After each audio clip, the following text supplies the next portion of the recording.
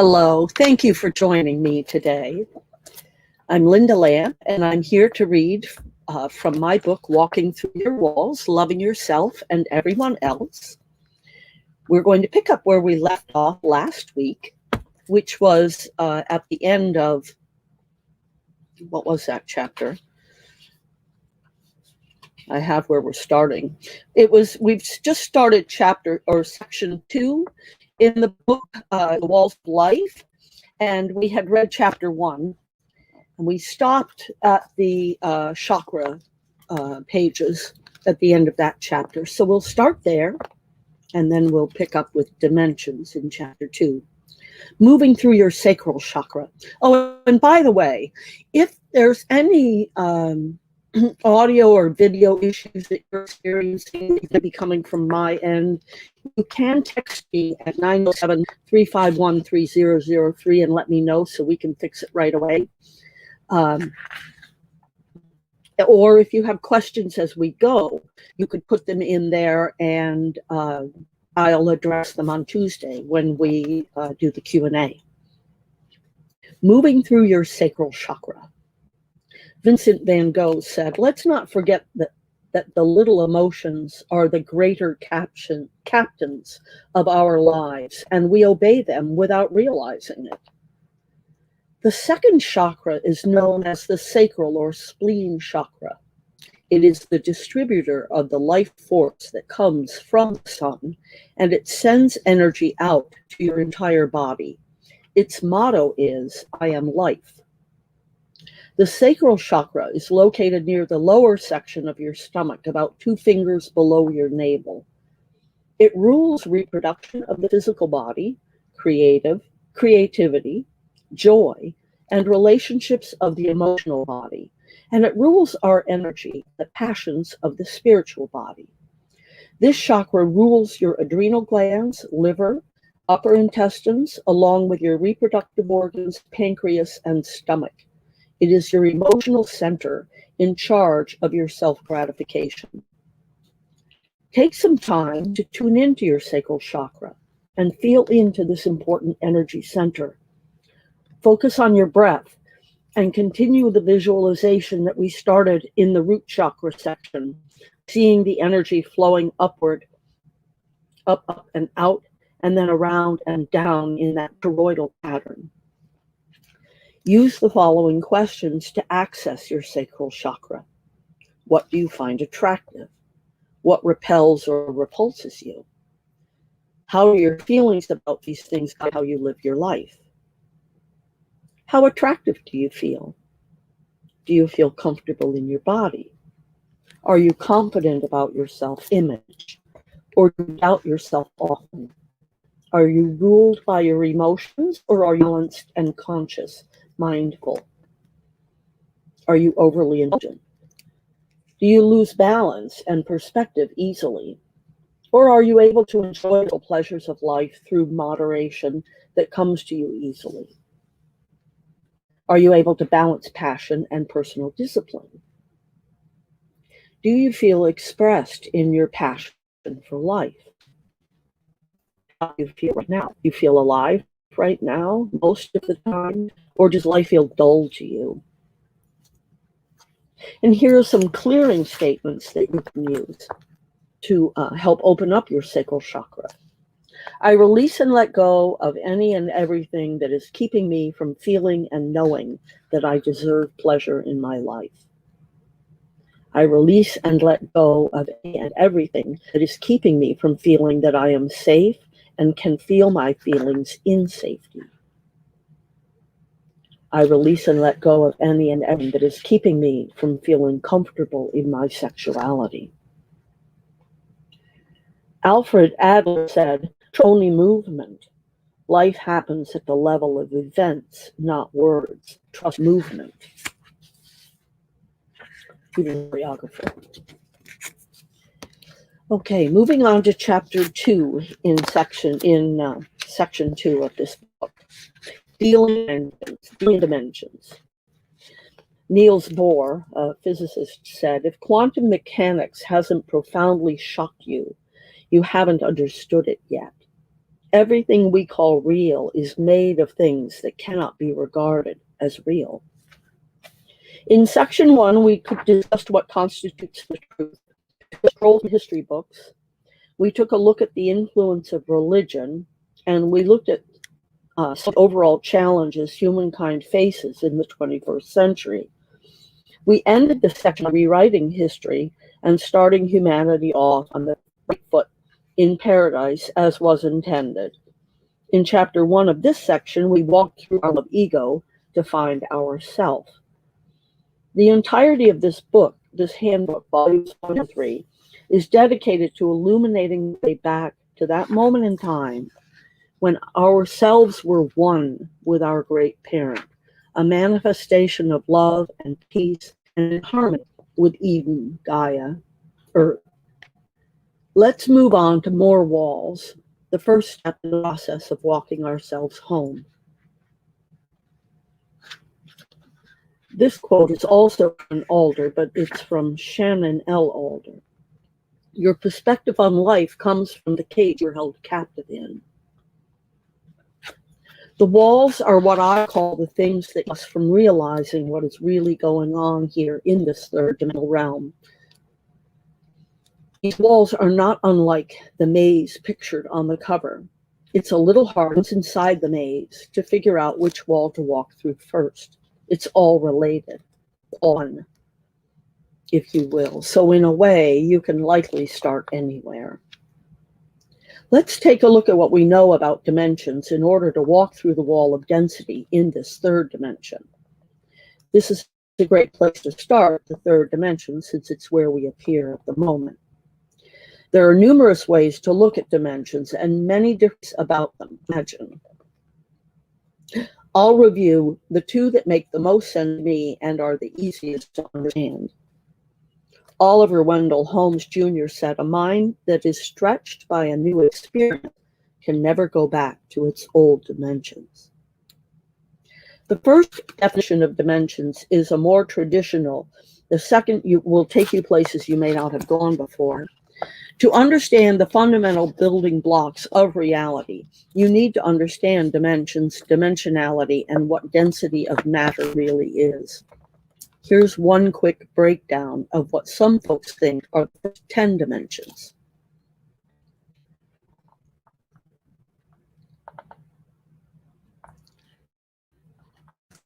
You know how I really don't like I don't like hyphens. So this is M theory, and the word theory is hyphenated. So it was like M the Ori. M theory in quantum physics argues that 11 dimensions potentially exist, and biosonic string theories suggest as many as 26 dimensions. I'm sure before this book goes to print, someone will have another theory of even more dimensions. We'll just stick to 10, which is enough to make the point.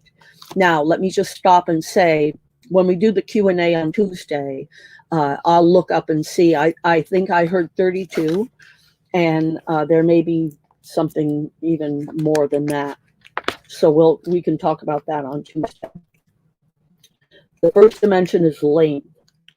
The second dimension is height. The third dimension is depth. The fourth dimension is time.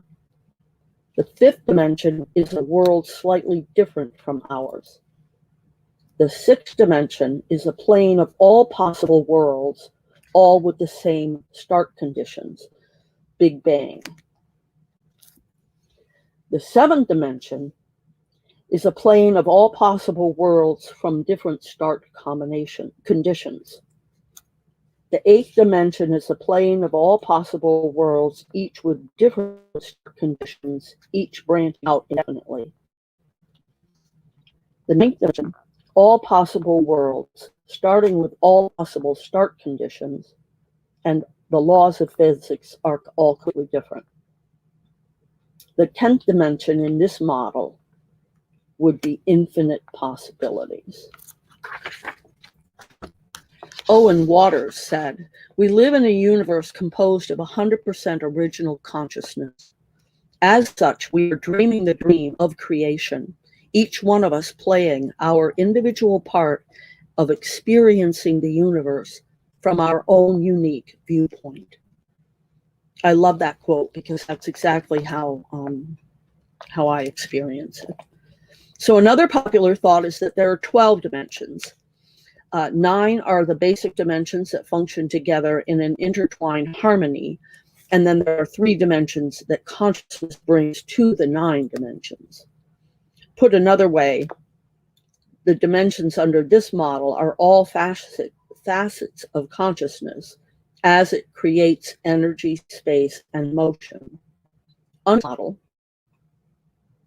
there are 4 categories of dimensions: motion, space, energy, and consciousness. So in this model, the first dimension would be physical time in motion.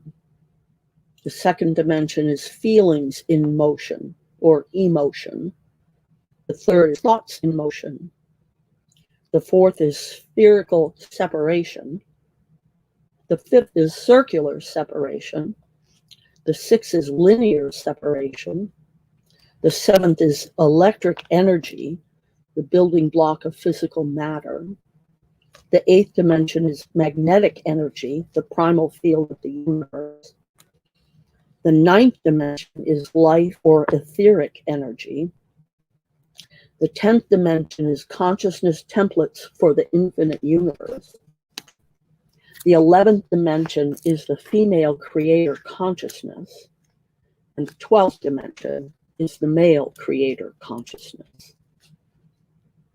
If we're fairly certain that there are 10 or 12 dimensions, and both of those models include infinite possibilities, why go beyond that model to 26 dimensions or even beyond that?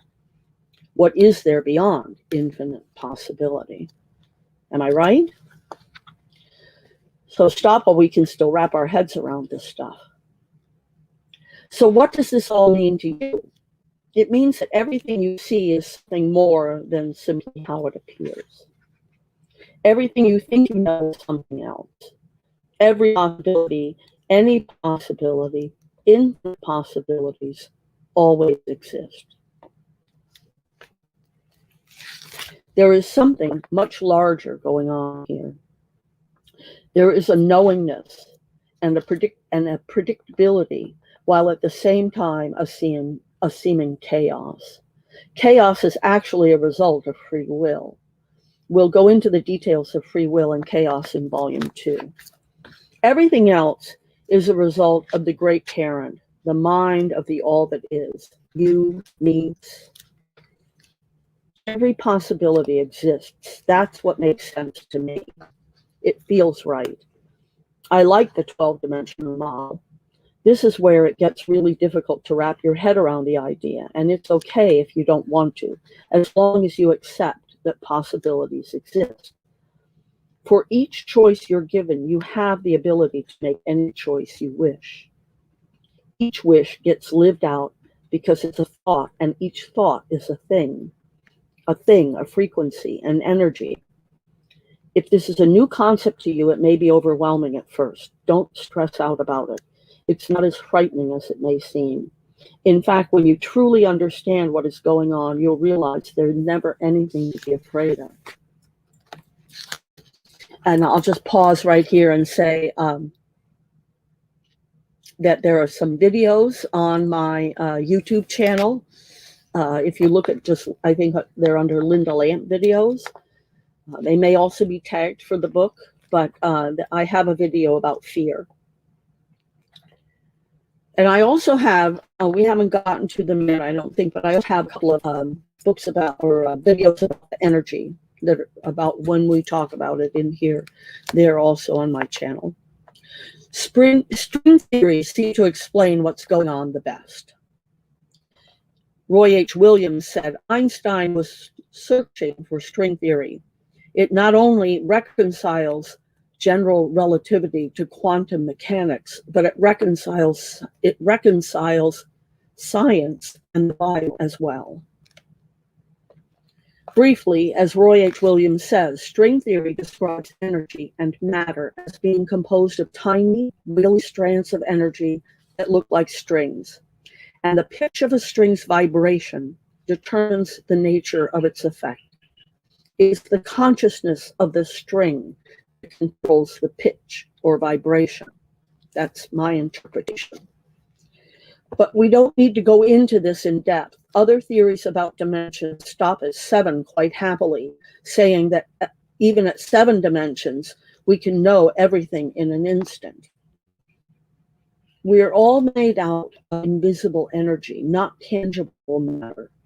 So go ahead, look around the room, look at your hand, your kid, your spouse, your pet, your car, your house, this book, and realize that it is all an illusion. Why do you suppose we're here in your illusion? Why do you suppose you're here in your illusion, participating in this grand adventure? Write any ideas you have about why you're here now.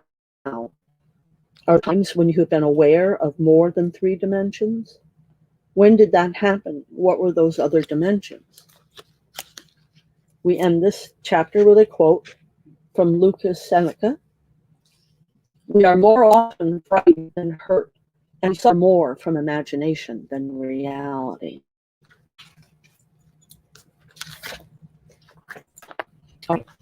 Now there's a section on coloring your sacral chakra.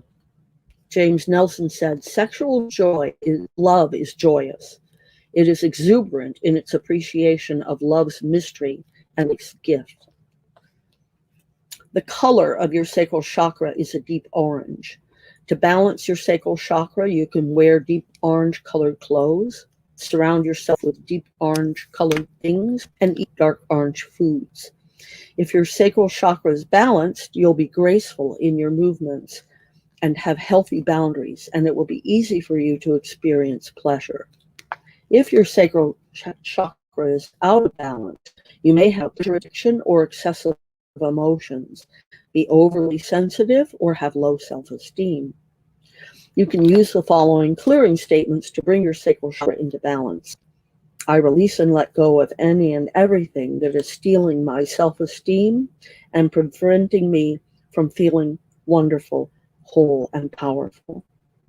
I release and let go of anything that is preventing me from letting go of my feelings of sexual discomfort. I release and let go any and everything that is interfering with my ability to feel pleasure and preventing me from being able to experience the joys of life. I release and let go of any and everything that steals my joy. To give vent now and then to his feelings, whether of pleasure or discontent, is an ease to a man's heart.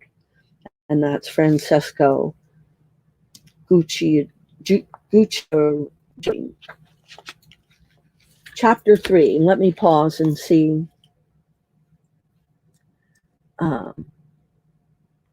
Okay. Chapter 3. Living in no time. Albert Einstein said, when a man sits with a pretty girl for an hour, it seems like a minute. But let him sit on a hot stove for a minute, and it's longer than any hour. That's relativity. In chapter 2 of this section, we discussed the wall of dimensions and came to see the possibility of infinite outcome. The next challenging wall I want to walk you through is time, or the 4th dimension. Even though time was covered in the breakdown of dimensions, it requires some special attention in and of itself. Back in the 1990s, I was living in Michigan and working in sales. I spent most of my time in the car, driving around the countryside to visit clients and potential customers. And I would listen to productivity and self-improvement tapes on the way. Yeah, tapes. I'm dating myself. As a way to make good use of my time in the car. That's why I did it. One day, I happened to be listening to a series by Deepak Chopra, and I had heard him say, there's no such thing as time. Time is something we create in order to experience the physical world. Everything is really happening at once. Talk about making one's head spin. In that moment, my world was rocked. Even though I didn't understand how it worked at all, it instantly made sense to me. The key to the puzzle of life that I had been seeking without knowing that that was what I was looking for. And in that moment, the puzzle piece slid into place. Life really made more sense. I'd had some experiences in time travels and past life regression, which, when considered in this light, suddenly made much more understandable and became even magical. It's always nice when the external world validates something in us that had previously been labeled crazy, even if only in our mind. Hermann Hesse said, if time is real, then the dividing line of this world and eternity, between suffering and bliss, between good and evil, is also an illusion. Zen Buddhism in particular stresses this very significant insight. Here's the sixth patriarch, Juan Master Hu Neng. This is a quote. In this moment, there is nothing that comes to be. In this moment, there is nothing that ceases to be. Thus, there is no birth and death to be brought to an end. Thus, the absolute peace is in this moment, present moment. Though it is at this moment, there is no limit to this moment, and herein lies eternal delight.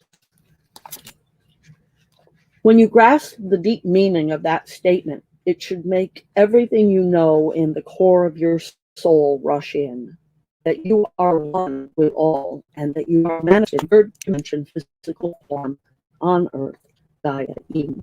You are here to fulfill a purpose.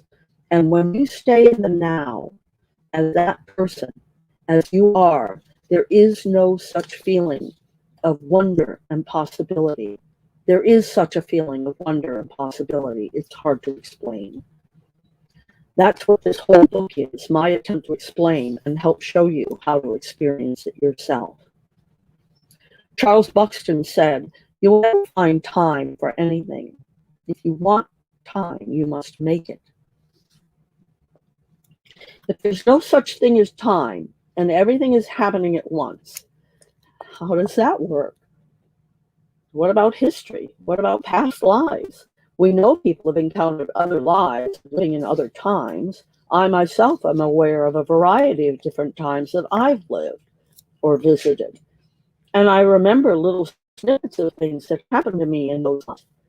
I'm also someone who's precognitive, meaning I see a future. I don't understand it entirely, and what I do understand is not easy to explain, but I'll give it a try. As St. Augustine said, what then is time? If no one asks me, I know not what it is. If I wish to explain it to him who asks, I do not know. Later on, Volume 3, in the section on healing, I'll share some of my personal experiences to help illustrate what I'm about to explain here, and that provides some tangible proof for those of you who are skeptical of past life experiences. For some, it is easier for us to access what we would term past lives than it is for us to access our lives in the future, even though they should be equally accessible. Imagine layers of clear glass, endless layers of clear glass, each of them being different lives. These different lives are all different versions of ourselves, living out different experiences. Remember the infinite possibilities from the Dimension chapter. See them layered in parallels in a circle around you, with you in the center. Picture the markings of a clock face. The arrow of time is normally facing to 12. You're standing facing 12, and as you stand there, you're in the now. Time, which is a memory, is accumulating around the circle. The future also exists around the circle. At any moment, you can point the arrow to a different point in the circle, and you can peer into any moment in time. For some reason, in my experience, it works more easily looking at your memories than it does at your future, with things like past life regressions, People don't understand the power of visualization as pertains to the future. We actually create the future every day when we plan ahead for tomorrow. However, people who see the future. Accuracy is more of an issue looking forward, and because free will is always at play, the future is a variable. I'd say one of my most difficult talents is the ability to see all the different possibilities at once. When you focus from the moment you're in and you think about the past or the future, you're in essence traveling through time, either going backwards or forwards in your memory or imagination, because nothing other than the moment exists.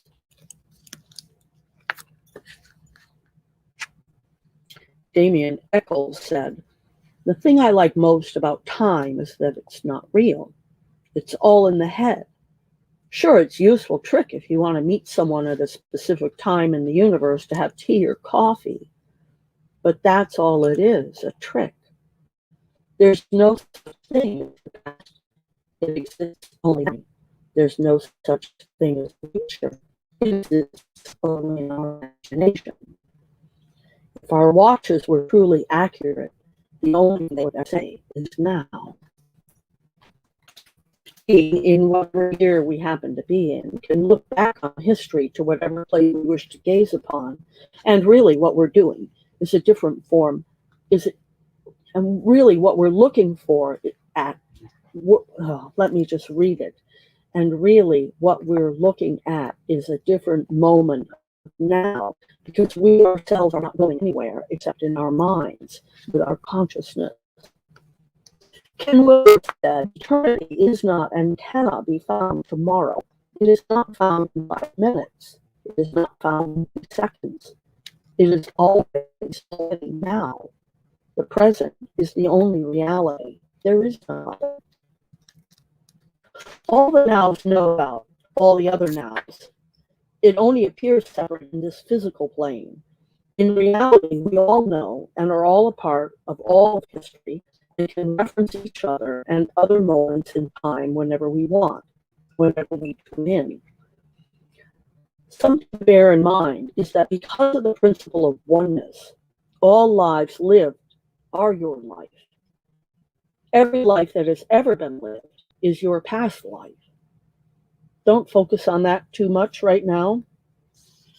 Until you have the whole picture, that might feel a little creepy or overwhelming. Let me introduce you to another angle that must be taken into consideration. The lives you see as you move through the parallels are lives that are vibrationally match your current life. You might be seeing a life you have lived yourself, or you might be seeing any other life that vibrationally matches where you are in the now. You have access to all lives, but to visit with one, you have to match its frequency. If you want to visit elsewhere, you need to shift your frequency. That is how you can move through parallels. You can move laterally at any time you wish, but only to lives and situations that vibrationally match the life you are in, or the vibrational frequency you are emitting at the moment.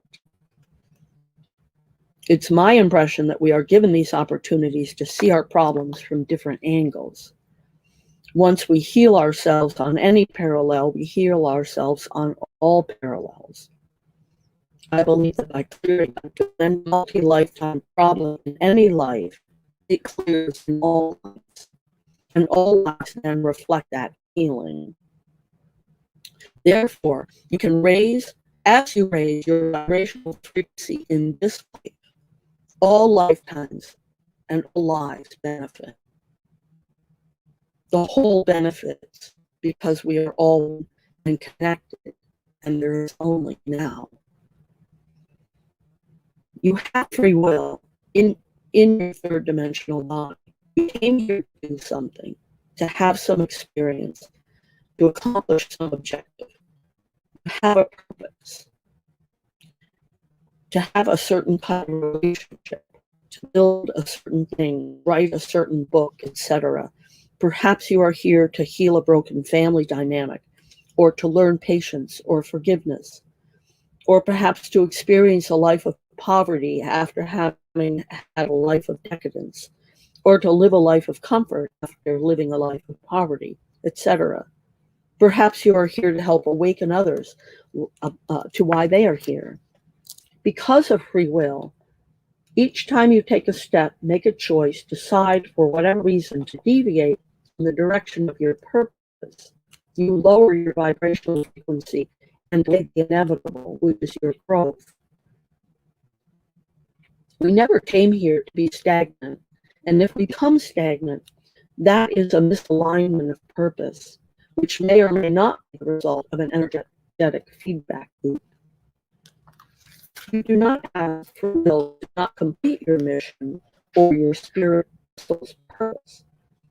But what you do have free will on when and how, so it can be in this lifetime or another. If you leave this plane and you haven't accomplished what you came here to do, you'll just have to come back into the third dimensional realm to accomplish it. And I think that I'm with explanation, I might reword that, because it's some sort of fateful, like if you don't get it right, you have to come back, and that isn't true. It isn't true that if you don't accomplish what you want while you're here, you have to come back. You'll want to come back. That's why you'll come back. It isn't a have to. No one is making you. But if it is your sole objective to have an experience and you end up not having it, unless your soul decides it's no longer a desire, then you'll want to come back, and you will come back in order to accomplish what you set out to do. It's critical that you determine what you came here in this lifetime, in this dimension, to do, if you haven't already. The sooner you're able to determine your purpose, the sooner you can make the most of each now. Some have said that we human beings are the only ones who can think into the future, but I've seen animals do it, so we're not the only ones. I knew a dog once that every day in the afternoon would get up, walk a mile, go to a lake, go swimming, and then come home. It's documented, and you're pretty much always left at the same time. It's documented that pets lived at home started restless on the exact time that they were to leave work to come home. One need only say to our dogs, we'll go to the beach, to see them go absolutely wild. Egypt is an example of how animals are able to imagine an alternate reality. We are able to use our memories and imagination to create new situations in our head, and through a process of reflection and projection, we envision the future. Animals, certainly dogs, can do the same thing. Who's to say that everything can? According to Nassim Haramein, every thought, every move you make is being recorded by what he calls space-time. As we saw in the last chapter, the reality we live in is made up of 3 dimensions. When we add time to the equation of reality, we discover the 4th. It is the 4th dimension. All events, places, moments in history, actions, and so on are described in terms of their location in space-time. Each atom or particle exists on its own world line, which can be dissected to locate the particle in different locations in space-time. In Chapter 6 of this section, we'll look at some real-life illustrations to help make this discussion of time easier to visualize. You and I could spend a lot of time going into the theory of space-time continuum, or we can just get what we need from the discussion, which is that time doesn't exist, and let it go at that. The whole point here is that the discovery that there is no time and that all lives are one, your life, my life, lives together, should spur you to want to know the rest, to know it all, to know the point of it all, and how to make the most out of your life. One of the hardest lessons you ever learn is the lesson that it's not about the why of something. It's about the what. I say that because it was one of the hardest lessons for me to learn. My entire life, I've been asking, why? Why did this happen? Why does that happen? It doesn't matter why. In fact, you can get way too distracted worrying about why things have happened. It's about what you're going to do about it. Your reaction to anything is something you have control over. So the whole point of life is to stay in the now and be mindful. Can you think of some times in your life when time seems to collapse, when seen in the distant past or the future? Mary Oliver said, "Tell me, what is it you plan to do with your one wild and precious life?"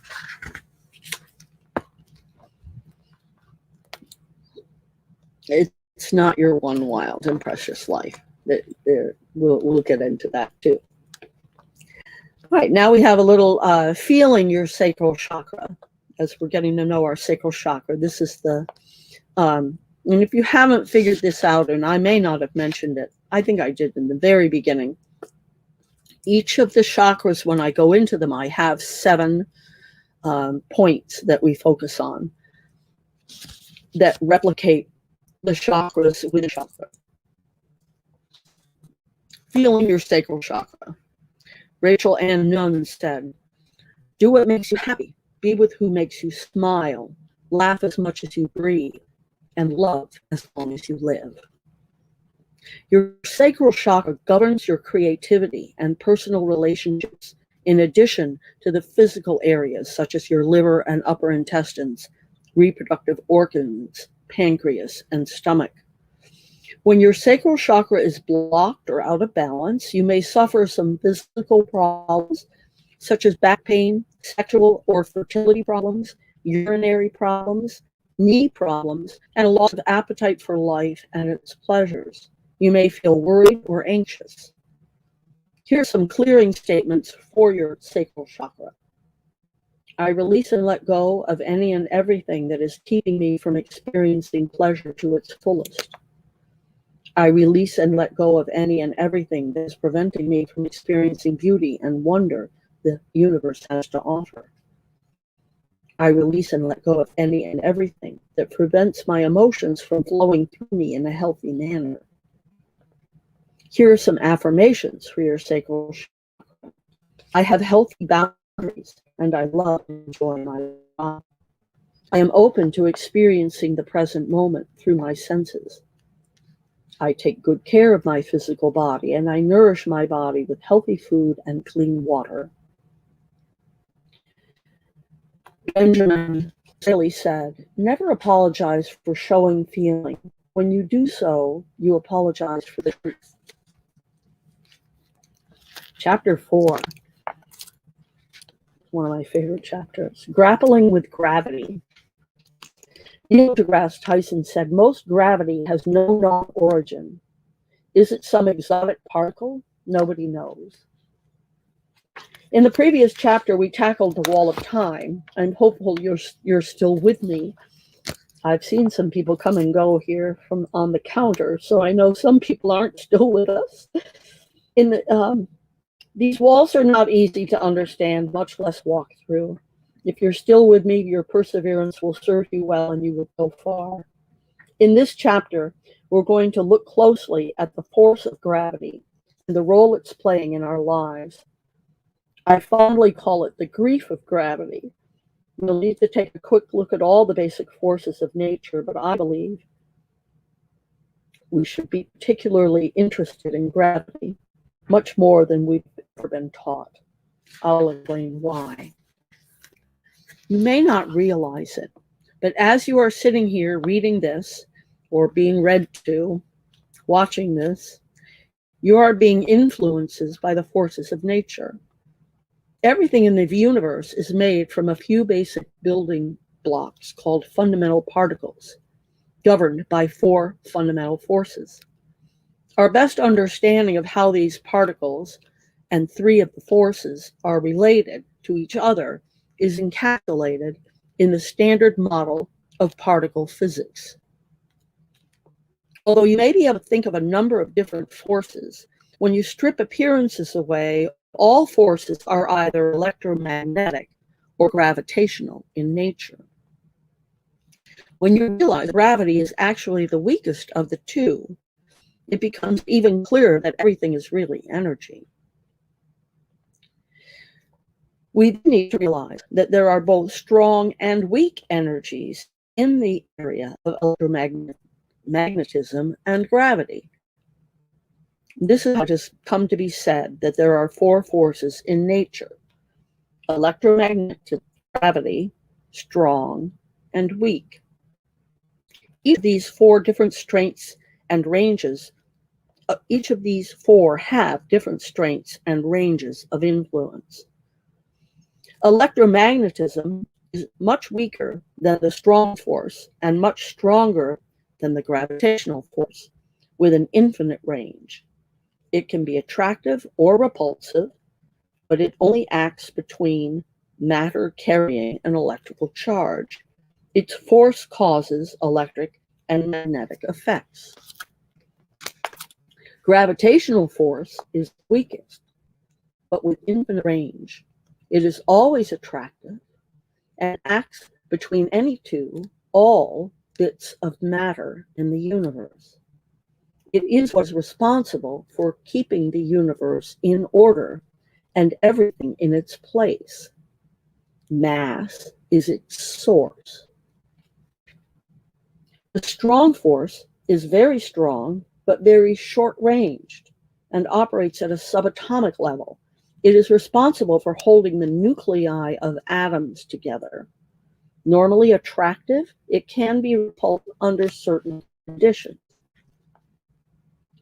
The weak force is much stronger than gravity, but it operates at a subatomic level and is responsible for radioactive decay and neutrino interactions. It has a very short range and it is very weak. Seth Shostak said, "The split between religion and science is relatively new. Isaac Newton, who first worked out the laws by which gravity held the planets and even the stars in its traces, were sufficiently impressed by the scale and regularity of the universe to it all to God." What do you hear about these forces? You need to care because they are operating on you constantly. Up until now, I wouldn't be surprised if you never thought about them. Yet gravity in particular, I believe, is affecting you in ways you want to know about and learn to work with. I only wish to touch on the highlights here in order to get us to where we need to be. Volume 2 will discuss the effects of gravity on us in a bit greater detail. Scientists like one solution, so disliking the four forces idea, they have been searching for years for a unified theory. Einstein spent most of the last years of his life pursuing this. It has not been found yet, but there have been some recent discoveries that might lead to its discovery. This field of science is constantly undergoing change. Stephen Hawking first searched for the theory of everything. It has not yet been found. In the meantime, on July 4th, 2012, two sets of scientists working independently at the Large Hadron Colliders at CERN, the European Organization for Nuclear Research, discovered the Higgs boson, which some are calling a fifth force of nature. What's interesting here is that although scientists have discovered the Higgs boson, as of this publication, they don't yet understand it or know what it means. Further complicating things, on December 15, 2015, two sets of scientists working independently at the same collider announced that they had seen traces of what could be a new fundamental particle of nature, perhaps a cousin to the Higgs boson. Let's see if we can make some sense out of this. All gravity is one of the forces. Gravity would appear to operate on its own, making a unified theory difficult for scientists. The standard model of the universe excludes gravity and states that the other three fundamental forces of nature result from the exchange of force carrier particles, which belong to a larger group called bosons. Particles of matter transfer discrete amounts of energy to other particles by exchanging bosons with each other. Each fundamental force has its own corresponding boson. The photon carries electromagnetic force. The gluon carries the strong force. The weak force is carried by the W and Z bosons. Scientists have been looking for the graviton boson, which would carry the force of gravity, but as yet they have not found it, although they may be close. This newer approach is looking at the force of gravity as particles and waves, like light. But to date, there has been no proof or explanation of how gravity works. We know that on Earth, what goes up must come down, and we know that the planets will stay in orbit due to gravity. We just don't know why. So currently, the standard model that physicists use to describe the universe excludes the force of gravity because they can't figure out how to fit it in. The general theory of relativity and quantum theory are difficult to fit in a single framework. And since there has been no mathematical compatibility discovered between the two, the discovery of a unified theory and more recently the predictions of symmetry remain elusive. Gravity does seem to belong outside of the model because only matters of density, like the human body, and anything in this physical plane, like the planets, are impacted by gravity. Given what we learned in Chapter 2 of this section, that we are made out of invisible energy, not tangible matter, it's a little hard to wrap our heads around what gravity is impacting. What is our physical body, then, if we are more energy than tangible matter? It is the form of matter that gravity influences. The sum of our trillions upon trillions of cells. Things at the micro level seem to operate independently of gravity. But groupings of cells give them mass, which is what gravity has force over. The force of gravity appears to function in a beautiful symmetry that is replicated throughout the universe. To understand a little better, it might help to realize that the force of gravity upon us is what gives us our weight. When you step on a scale, the scale reads how much gravity is acting on your body. The larger your body, the more gravity. Einstein believed that gravity is a distortion of the space-time continuum and not a force at all, which would support it not being included in the standard model. There have been some recent developments in the area of gravity and Einstein's theory of relativity and the space-time continuum. Scientists think that they have heard the sound of the two black holes colliding. We are all over the moon and back. Gabriela Gonzalez of the Louisiana State University, a spokeswoman for the LIGO scientific collaboration, short for Laser Interferometer Gravitational Wave Observatory. Einstein would be very happy, I think, she said. What is imperative for you to understand is that electromagnetism and other microscopic forces of nature are hundreds of millions of trillions times stronger than gravity.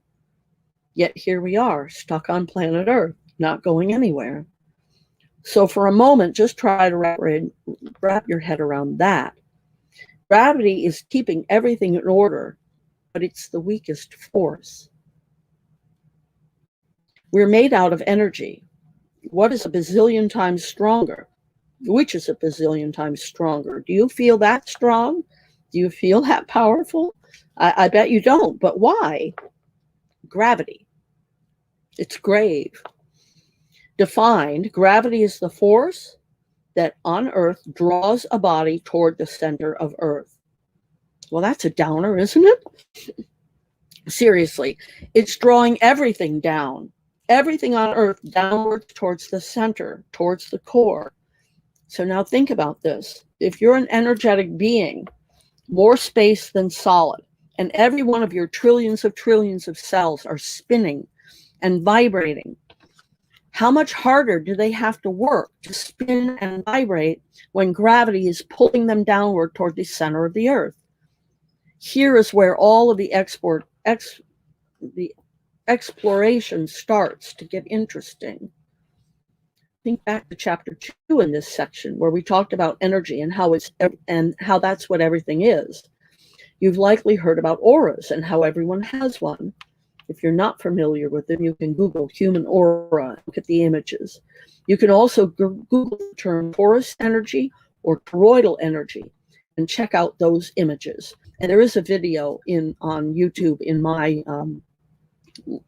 in the book section. There's a list of videos about go with the book, and there are some videos in there that talk about this, illustrate this. There's a great composite graphic that shows torus energy field around a tree, an apple, a human, and Earth. Now, imagine an aura all around Earth, Gaia, Eden. See the bands of energy encompassing Earth and passing through the poles, through the core, enveloping the entire planet. That is the aura of Earth, if you will. But it's also some more. It's the connection to the the energetic grid of the universe, of the one great mind, of the all that is, of the Ah. We as humans and all things really have an energetic aura similar to the Earth's aura. At one time, we were directly connected to the Earth's aura, but some of us are still connected or have reconnected. But most of us are not connected. In fact, if you don't realize that there's a connection to be made, that's how disconnected you are. Think of yourself as a grape. And there is a video that really helps visualize this stuff. I hope you'll go find it. Think of yourself as a grape hanging down to Earth with the energetic grid that surrounds Earth. And visualize your energetic aura all around you and the core passing through you, going upwards and connecting to the energetic grid surrounding Earth. Each of us is connected through our core to that grid. Now, that's how each of us start out, connected to Source, to the Great Parent, to the all that is, to Ah. Now, picture the effect of gravity on each of us as grapes, pulling us down, down, down to the center of the Earth. Think of a rubber band. What happens when you pull a rubber band? It gets thinner and thinner and thinner, and if it's pulled too hard in the thinnest spot, it'll snap. That's what's happened to most of us. We've become disconnected from Source, from the power that is. Gravity has pulled us down, strained our connection energetically, and in many cases, it's caused a complete disconnection. We're snapped off the branch of the all that is. We're wandering around disconnected. How did gravity start in the first place? I'll tell the story this way. So we're in the midst of creation, the one great mind. We're contemplating the Holy Spirit. Perhaps in the beginning, it was just darkness and we wanted light. So we started creating the suns and the stars of the universe. We thought, now that's beautiful. We moved on into another creation. We moved through the dimensions and settled on the third dimension as the perfect playground of creation. But at some point, we ran into a problem. We wanted to put things on things, but things kept flying off. So we thought up gravity. It wasn't the first thing we tried. It worked. That fixed things, or so we thought. We never considered the ramifications of our energetic beings when we did it, on our energetic beings. I think we were just too excited, having too much fun. When you take a disconnected view of creation and you think about how it actually would have worked, it's just like anything else. The greatest architect can build something that is flawed because of some unseen thing, some unanticipated influence, some unpredicted consequence of design. Since all of creation is a result of the one great mind of all is always well. There is nothing to regret or feel badly about. It is what it is, and it is divine. It's perfect in its imperfection. Imperfection or growth. There is another side effect of gravity. Sure, it has kept us on Earth, which is where the Great One Mind wants us, and it has kept Earth and planets in orbit. In fact, it has kept order in the universe. But it has also contributed to separation consciousness that we suffer from. It has helped to create the problems of desperate fear and unhappiness that humanity faces. The mass of humanity is walking around in what I and others refer to as separation consciousness. Most people are completely unaware of their eternal life, of their incredible potential, of their amazing talents and unlimited future. Even I, aware of my own potential from the very beginning, have had to work in a concentrated, intentional way to overcome many influences of this physical realm, third dimension. I'm still working on them because I have yet to walk through a wall physically. Fear is the unanticipated side effect of gravity. Yeshua ben Joseph came to show us how to raise our vibrations, how to overcome our fears, and have faith in our ability as given to us by Allah. He spoke about love, as have so many others. But what grips us is fear. What rules our lives is fear. We are great our whole lives, and then we go to our graves. This is what I believe happened to Adam in the garden. Adam's electromagnetic connection to the great parent, his energetic flow became strained by the effects of gravity. The voice of became dimmer and harder to hear, making the snake's voice more powerful and easier to hear. Instead of knowing himself what right action was, he couldn't hear the voice inside. He couldn't hear his spirit. He couldn't feel his connection to his source. And instead, tuned to external sources, forces, and truth. Because electromagnetism is the strongest force in the universe, and we are energetic beings, light beings, it seems to me that the way we reconnect to our power, the power of the universe, and with Source, the one great mind, our parent, to is to raise our vibrations. We have to counter the effects of gravity in order to reconnect.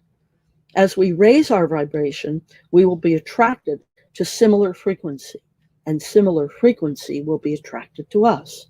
As we raise our frequency, we also become more and more light beings.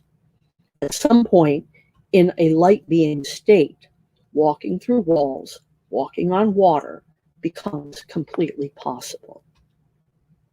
Gravity is challenging us in every moment in these endeavors. This is the talent Yeshua ben Joseph had. He had the ability to raise his frequency to such an extent that he became weightless and could walk, seemingly on water. In theory, walking through a wall in this state should be equally possible. Yeshua embodied his light body. His light body was weightless because, as light, gravity had nothing upon which to give mass to. Without mass, gravity is irrelevant. Remember, gravity is the weaker force of two forces, but with infinite range. But the strongest force is electromagnetism, so you do not have to work hard to reconnect with Source. It is not difficult. It simply takes intention, mindfulness, and attention. Think of magnets. Each of us has a magnet on the top of our head that is connected to the magnet of the universe, to the all that is, to Ah. Astronaut Scott Kelly is living proof of the force of gravity. After living years in space, he returned in February 2016, 2 inches taller than when he left. His tallness was short-lived, though, sinking back to his normal height almost within hours of his return. Do you ever feel like gravity is pulling you down? Do you think it's possible to feel lighter than you do? Are you familiar with feeling disconnected? What other thoughts do you have about gravity? Stephen Hawking said, if there is a law such as gravity, the universe can and will create itself from nothing. Oh, look, we're right at 2 o'clock. So that's a perfect place to stop. We'll pick up on page 240, Healing Your Sacral Chakra, in our next reading. And I thank you so much for joining me, those of you who are here and came and went, and everybody. If you have questions, email them to questions@walkingthroughyourwalls.com, or you can text them to 907-351-3003. I'll be back here on Tuesday to do a question and answer session. So I'd love to answer your questions. In the meantime, thank you so much. If you'd like to get on the mailing list, you can go to lindalamp.shop and sign up. And the 2 main websites are lindalamp.shop and lindalamp.com. Thank you again. Until next time, namaste and much love.